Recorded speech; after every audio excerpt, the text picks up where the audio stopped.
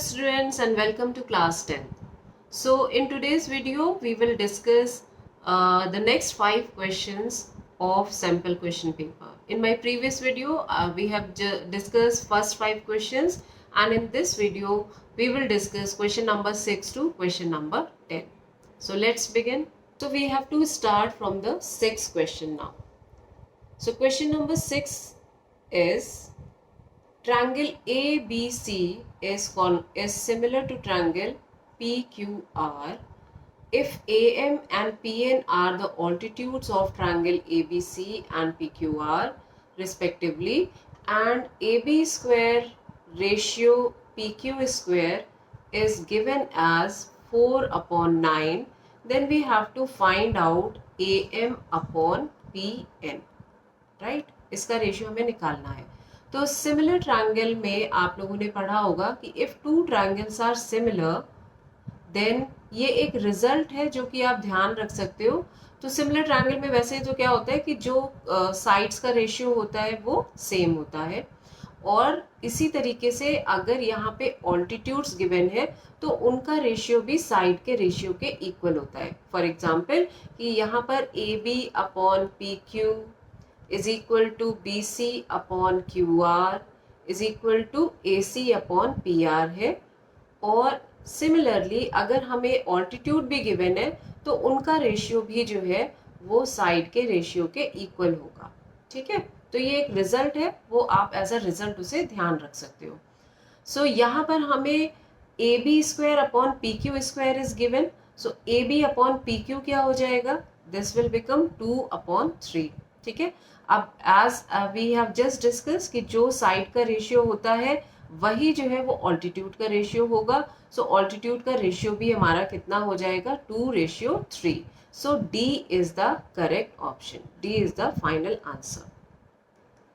Next question, if 2 sin square beta minus cos square beta is equal to 2, then we have to find the value of beta. ठीक है, सो 2 sin square beta minus cos square beta is equal to 2. तो यहाँ पे हम क्या करें, यहाँ पे एक sin square beta है, एक cos square beta है, तो हम किसी एक को कन्वर्ट कर लेते हैं, cos square को sin square में चेंज कर लेते हैं. तो ये हो गया 1 minus sine square beta is equal to 2. इसको सिंप्लीफाई अगर करेंगे तो ब्रैकेट ओपन करते हैं, minus plus sine square beta is equal to 2. ये 2 है, ये 1 है, यानी कि ये टोटल हो गया 3 साइन स्क्वायर बीटा. इस -1 को ट्रांसपोज कर दिया राइट हैंड साइड, तो ये हो गया 3. 3 and 3 कैंसिल हो गए, तो साइन स्क्वायर बीटा हमारा 1 आ गया, और we can say sine beta is equal to 1. अब अगर आप ध्यान करो, रिकॉल करो, तो साइन ये जो 1 वैल्यू है वो साइन 90 की होती है. ठीक है, तो we can also write it as sine 90.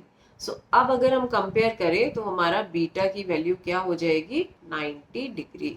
So the beta is 90 degree, 90 is our this option. ठीक है, नेक्स्ट क्वेश्चन पे आते हैं. Prime factors of denominator of rational number with the decimal expansion 44.123 are. तो यहाँ पर अगर आप नोटिस करो, जो आपका डेसिमल नंबर गिवन है, ये डेसिमल नंबर जो है वो टर्मिनेटिंग डेसिमल नंबर है. ठीक है, टर्मिनेटिंग. तो टर्मिनेटिंग डेसिमल नंबर अगर है तो आपको केवल प्रॉपर्टी रिकॉल करनी है कि अगर टर्मिनेटिंग डेसिमल एक्सपेंशन होता है तो उसमें जो डिनोमिनेटर के प्राइम फैक्टर्स होते हैं वो 2 to the power m 5 to the power n की फॉर्म के होते हैं, यानी कि 2 और 5 के कॉम्बिनेशन में हो सकते हैं, या केवल 2 भी हो सकता है या केवल 5 भी हो सकता है. ठीक है, तो यहाँ पर आप देख रहे हो फर्स्ट में 2 और 3 है, सेकंड में 2 3 5 है, यहाँ पर 2 and 5 है, एंड थर्ड में लास्ट में 3 and 5 है. सो हमारा सी वाला जो है वो करेक्ट ऑप्शन होगा. ठीक है, next question, if x is equal to a and y is equal to b, then the lines will be intersecting or parallel or overlapping or none of these. तो यहाँ पर आपको ये बेसिकली अगर आप रिकॉल करो तो ये आपके 9th क्लास का कॉन्सेप्ट यहाँ पर है। आपने 9th क्लास में लाइन लीनियर इक्वेशन में ये पढ़ा है कि if the equation is x is equal to a form, ठीक है, तो वो उसका ग्राफ अगर हम बनाए तो वो y के पैरेलल होगा, राइट। तो ये आपकी ग्राफ है x is equal to a का, and y is equal to b का अगर ग्राफ बनाएंगे तो that will be parallel to x axis, ठीक है। तो ये दोनों ग्राफ, ये जो दोनों लाइंस हैं, ये आपकी इंटरसेक्ट हो रही हैं एक पॉइंट पे, ठीक है। तो इसका मतलब हमारा करेक्ट ऑप्शन क्या है, इंटरसेक्टिंग, राइट। नेक्स्ट क्वेश्चन पे आते हैं, the distance of point A from origin is.